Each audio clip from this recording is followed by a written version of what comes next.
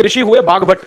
बाघभट्ट ऋषि ने एक पुस्तक लिखी है, उसका नाम है अष्टांग हृदयम, और एक पुस्तक लिखी है उसका नाम है अष्टांग संग्रहम। इन दोनों पुस्तकों में उन्होंने 7000 नियम बताए हैं, उनमें से 4 बताता हूं। अच्छे लगे तो आज से ही पालन करो और दूसरों को भी बताओ, ताकि कोई भी इन नियमों का पालन करे तो बीमार ही ना पड़े।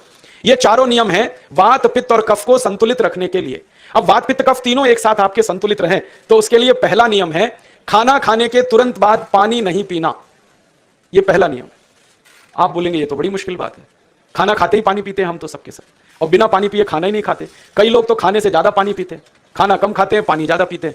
ये खाना खाने के बाद पानी कभी भी नहीं पीना, क्योंकि महर्षि बाघभट्ट कहते हैं भोजनांते विषम वारी, माने भोजन के अंत में पानी पियो तो जहर के पीने के जैसा है। इसलिए वो कहते हैं कभी भी खाने के तुरंत बाद पानी मत पियो। अब आप मुझे पूछोगे क्यों नहीं पिए, कारण बता दो। कारण मैं बताना चाहता हूं सरल भाषा में। हम जब खाना खाते हैं ना तो पेट में सारा खाना इकट्ठा होता है। पेट में एक स्थान होता है, उसको हम कहते हैं जठर। संस्कृत में, हिंदी में जठर कहते हैं, अंग्रेजी में उसको एपिगैस्ट्रियम कहते हैं, हिंदी में कुछ लोग उसको आमाशय भी कहते हैं। ये जठर छोटा सा स्थान है। आपके पेट में नाभि है ना, उसके लेफ्ट साइड में बाईं तरफ छोटा सा स्थान है। सारा खाना आपका इसी स्थान पर आता है, जो भी आप खाते हो, रोटी चावल दाल सब्जी दूध दही कुछ भी खाओ, सब कुछ जठर में आता है। अब जठर में जैसे ही खाना इकट्ठा होता है तो उसमें आग जलती, और उस आग को कहते हैं जठर अग्नि, मिला के बोल देते हैं जठराग्नि। आप जैसे ही खाना खाते हो पेट में जठर में अग्नि जलती है, वो अग्नि खाने को पचाती है, और अग्नि खाने को ऐसे ही पचाती है जैसे रसोई घर की अग्नि खाने को पकाती है। आपके रसोई घर में आप अग्नि जलाओ, उसके ऊपर दूध रख दो, दूध में थोड़ा चावल डाल दो, अग्नि जब तक जलती रहेगी खीर तब तक बनती रहेगी।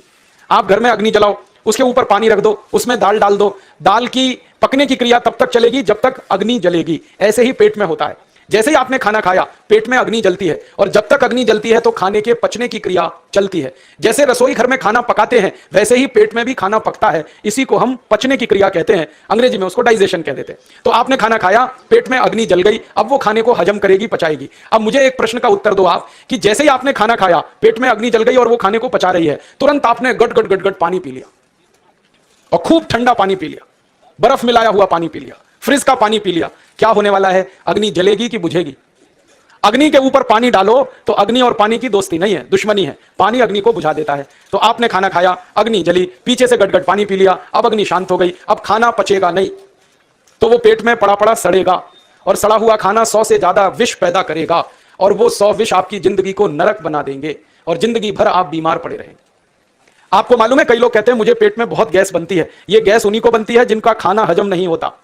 कोई लोग कहते हैं कि मुझे पेट में जलन होती है, ये जलन उन्हीं को होती है जिनका खाना पचता नहीं। कोई कहते हैं कि मेरे पेट में एकदम गुम हो जाता है, फूल जाता है, ये सब वो लक्षण है जब खाना पचता नहीं। तो खाना पचेगा नहीं तो सड़ेगा, सड़ेगा तो विष पैदा करेगा, और वो विष आपको बीमार करेंगे। इसलिए महर्षि बाघभट्ट ने कहा खाना खाते ही पानी मत पियो। समझ में आया? फिर आप बोलोगे कितनी देर तक नहीं पिए? कम से कम 1 घंटे तक।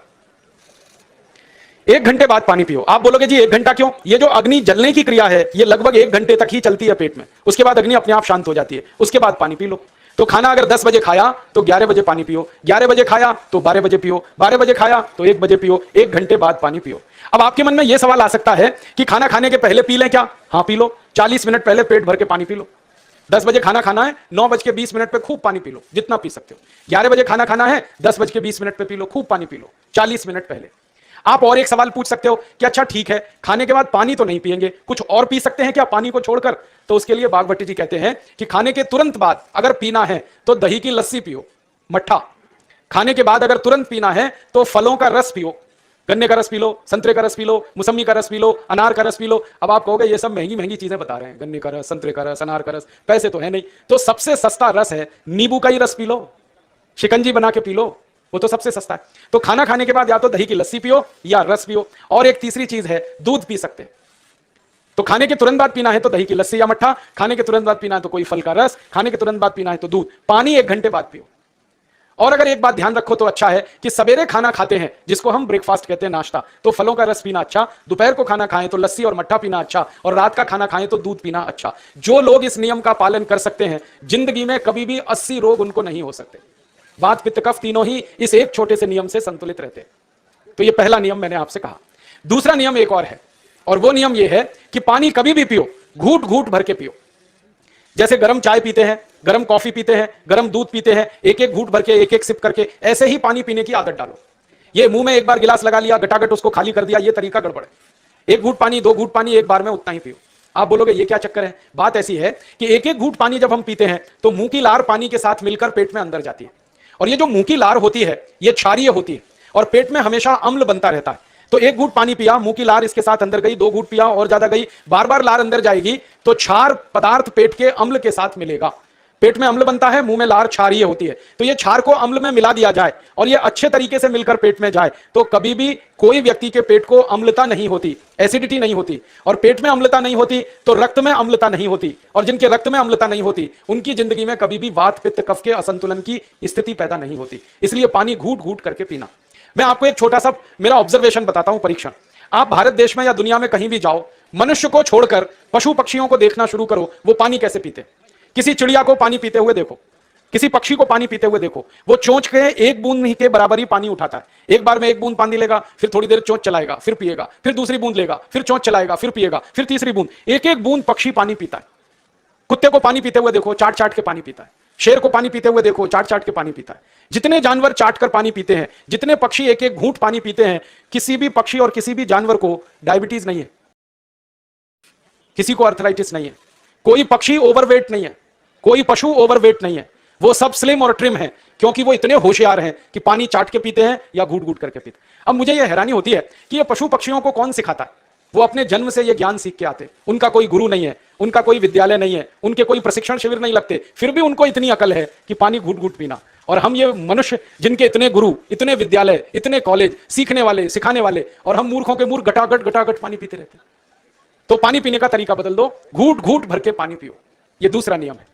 तीसरा नियम है कि जिंदगी में कितनी भी प्यास लगे, ठंडा पानी कभी मत पियो।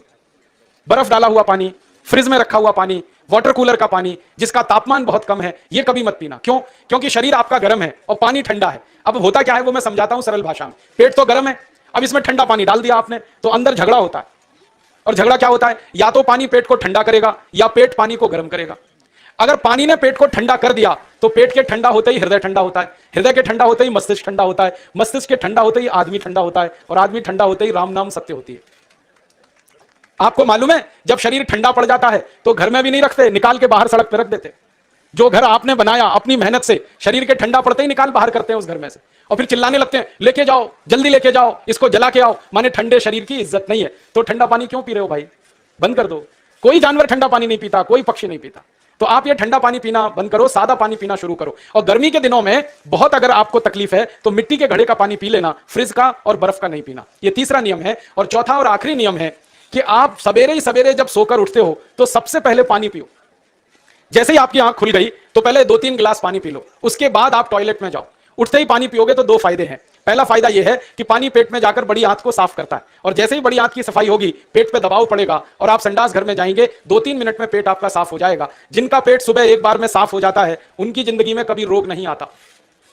इसलिए सुबह सुबह उठते ही पेट साफ होना जरूरी है। और उठते ही पानी पियोगे तो मुंह की जो लार है वो पानी के साथ मिलकर अंदर जाएगी। सुबह पेट में एसिड की मात्रा ज्यादा होती है, इसलिए लार का पेट में जाना बहुत जरूरी है। इसलिए सुबह उठते ही पानी पीना बहुत जरूरी है। ये 4 नियम हैं आयुर्वेद के। पहला नियम, खाना खाने के 1 घंटे बाद पानी पीना।